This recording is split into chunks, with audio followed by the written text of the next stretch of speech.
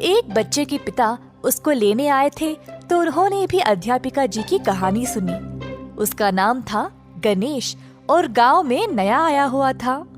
उसको पता नहीं था कि यह कहानी सच है या नहीं, पर उसने सोचा कि अगर उसको और मोतियों में से अगर एक भी मोती मिल गया तो वह जीवन भर अमीरों की तरह जी सकता है। तुरंत गणेश ने अपने 4 आदमियों को बुलाया और सीधा पहाड़ पर गया मोती चुराने के लिए। पर उसको पता नहीं था कि उसके रास्ते में इतनी बाधाएं आएंगे। पहला कदम रखते ही तेज आंधी शुरू हो गई। गणेश और उसके 4 आदमी सीधा चल नहीं पाए। जैसे तैसे करके अंत में वह उस पहाड़ के ऊपर चढ़ ही गए। पहाड़ के ऊपर उनको एक हरी चमक दिखाई दी। पास गए तो उनको एक मोती मिला। गणेश खुशी से झूम उठा और मोती को उठा लिया। मोती को उठाते ही भवंडर शुरू हो गया और उसके 4 आदमी जमीन की ओर फिसलने लगे। गणेश ने अपने आप को कैसे भी करके संभाला और फिर अपने घर पहुंच गया। उस दिन से गांव में सब कुछ तहस नहस होने लगा। ना खाना था, ना पानी। सारे खेत भी नष्ट हो गए और गांव के ऊपर काले भयानक बादल छा गए।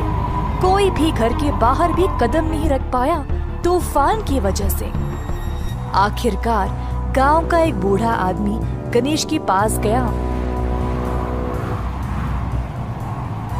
और बोला, तुमने बहुत गलत किया। तुम्हारी वजह से पूरा गांव पीड़ा में है। अपनी करनी को ठीक करो, नहीं तो हम सब मर जाएंगे। बूढ़े आदमी के जाने के बाद गणेश ने अपने किए हुए पर ध्यान दिया। उसने मोती अपनी जेब से निकाली और अपने परिवार की ओर देखा। बेचारों को ना नींद थी, ना खाना पीना। गणेश को बहुत बुरा लगा और अंत में गणेश ने मोती को वापस रखने का निर्णय लिया। आंधी के बीचों बीच गणेश वापस उसी स्थान पर गया और मोती को वापस लौटा दिया।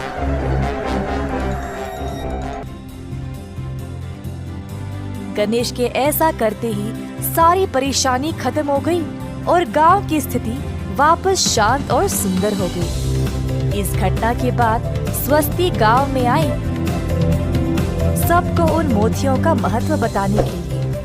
उस दिन से किसी ने भी मोतियों को छूने की हिम्मत भी नहीं की।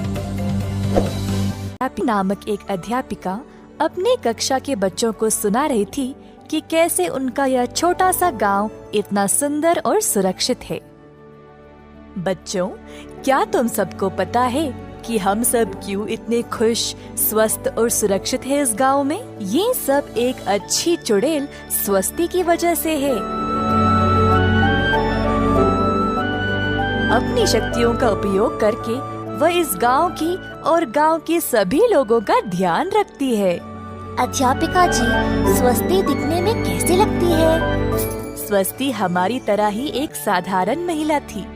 अब क्योंकि स्वस्ति मुलायम दिल की थी, तो प्रभु ने उसको कुछ अनोखी शक्तियों का वरदान दिया था। उस समय से उसने यहाँ सब कुछ छोड़ा और उस पहाड़ पर जाकर रहने लगी।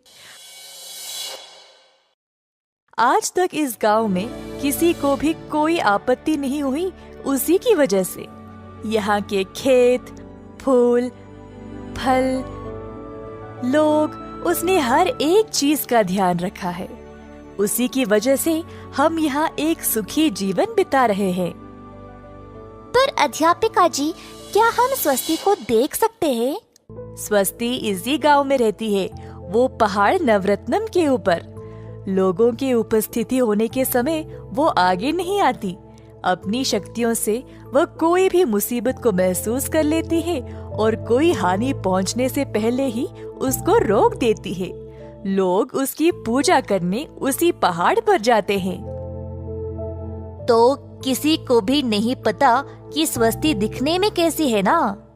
पिछले कुछ सालों से स्वस्ति पहाड़ के नीचे केवल 9 बार उतरी है, और वो भी सिर्फ कुछ कीमती मोतियों को पहाड़ पर रखने के लिए।